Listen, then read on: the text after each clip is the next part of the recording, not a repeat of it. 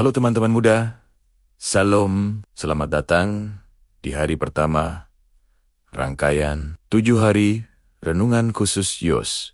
Sepanjang minggu ini, kita akan mengupas satu tema yang dekat banget sama kehidupan kita hari ini.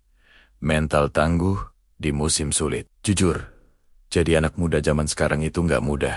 Kita berhadapan sama ekspektasi lingkungan, tekanan media sosial, tren yang cepat berubah, dan ketakutan akan masa depan yang sering bikin kita overthinking atau kena mental breakdown. Tapi firman Tuhan mau bilang, kalau kita bisa punya ketahanan batin atau integritas yang tangguh, yang gak gampang hancur oleh tekanan zaman. Mari kita ambil waktu sejenak, tenangkan hati, dan fokus ke hadirat Tuhan. Mari kita berdoa. Bapa di dalam surga, terima kasih karena Engkau mengasihi masa muda kami. Hari ini, kami mau belajar firman-Mu untuk membangun fondasi batin kami agar kuat. Roh Kudus, jamahlah pikiran dan hati kami yang mungkin sedang lelah, cemas, atau bingung karena tekanan di luar sana. Biarlah firman-Mu menjadi kompas dan sumber kekuatan baru buat kami. Berbicaralah Tuhan. Kami siap mendengar. Di dalam nama Tuhan Yesus Kristus, kami berdoa. Amin. Mari kita membuka Alkitab kita dari Roma 12, ayat kedua. Demikianlah firman Tuhan. Janganlah kamu menjadi serupa dengan dunia ini, tetapi berubahlah oleh pembaharuan budimu, sehingga kamu dapat membedakan manakah kehendak Allah, apa yang baik, yang berkenan kepada Allah, dan yang sempurna. Teman-teman muda, Rasul Paulus menulis surat ini kepada jemaat di Roma, sebuah kota metropolitan yang menjadi pusat tren, hiburan, kemewahan, sekaligus dekadensi moral.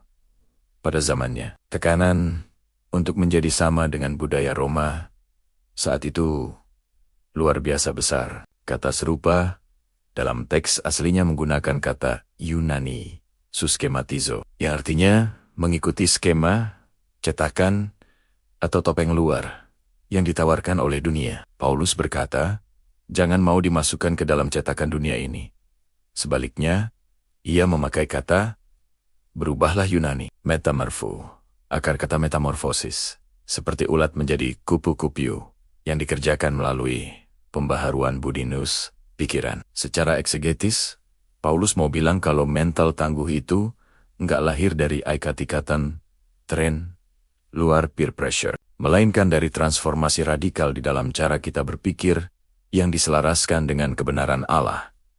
Hanya dengan begitu, kita punya filter atau integritas batin untuk tahu mana yang benar-benar baik buat masa depan kita. Bayangkan sebuah kapal yang berlayar di tengah samudera luas. Kapal itu dikelilingi oleh jutaan liter air laut. Apakah kapal itu akan tenggelam hanya karena berada di tengah laut? Jawabannya, tidak. Kapal baru akan tenggelam kalau air laut itu mulai masuk dan bocor ke dalam lambung kapal. Teman-teman, dunia ini adalah samudera, dan kita adalah kapalnya. Tekanan sosial, komentar negatif, netizen, atau standar kesuksesan yang palsu di luar sana tidak akan pernah bisa menenggelamkan mental kita. Selama kita tidak mengizinkan hal-hal negatif itu bocor dan menguasai batin kita. Aplikasi praktisnya buat kita minggu ini adalah, mulailah menyaring apa yang masuk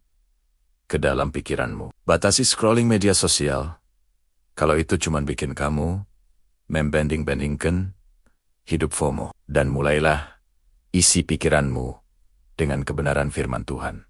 Saat dunia bilang kesuksesan itu diukur dari penampilan luar atau materi, firman Tuhan bilang, kamu berharga karena kamu diciptakan mulia olehnya. Milikilah integritas untuk berani berkata tidak pada hal-hal yang merusak dirimu, meskipun semua temanmu menganggap itu keren. Implikasinya, ketika kita sebagai anak muda Kristen memiliki mental metamorfo ini, kita tidak lagi menjadi korban dari tren zaman, melainkan kita yang menjadi penentu arah trendsetter rohani. Kita menjadi komunitas anak muda yang membawa pengaruh positif, yang punya prinsip hidup yang jelas, jujur, dan tidak gampang goyah saat badai ujian datang. Ingat kisah Daniel dan 3 sahabatnya di Babel? Mereka masih sangat muda ketika ditawan di negeri asing. Mereka dipaksa untuk suskematizo mengikuti skema Babel, mulai dari nama, bahasa, sampai makanan berhala raja. Tapi Daniel menetapkan niat dalam hatinya untuk menjaga integritasnya dengan tidak menajiskan diri. Hasilnya, ketika mereka memilih tangguh memegang prinsip iman, Allah memberikan mereka kecerdasan dan kekuatan 10 kali lipat, melebihi semua orang pintar di Babel. Karakter tangguh Daniel lahir karena dia menolak tunduk pada tekanan lingkungan. Kesimpulan, hari pertama kita, mental yang tangguh, dimulai dari pikiran yang diperbaharui oleh Tuhan. Jangan biarkan dunia mendikte siapa dirimu. Biarkan firman Tuhan yang membentuk karaktermu. Mari kita pegang kebenaran ini dan jadilah anak muda yang berani, tampil beda karena integritas iman kita. Mari kita berdoa. Tuhan Yesus, ampunilah kami kalau selama ini kami seringkali takut dinilai tidak keren oleh dunia, sehingga kami mengorbankan integritas kami. Hari ini kami mau berkomitmen untuk tidak menjadi serupa dengan dunia ini. Perbaharuilah pikiran kami ya Roh Kudus, berikan kami keberanian untuk menjaga hati dan batin kami, agar tetap teguh dan tangguh di tengah musim yang sulit ini. Amin. Mari menyatukan hati dalam doa Bapa kami. Bapa kami yang di sorga, dikuduskanlah namamu, datanglah karajaanmu.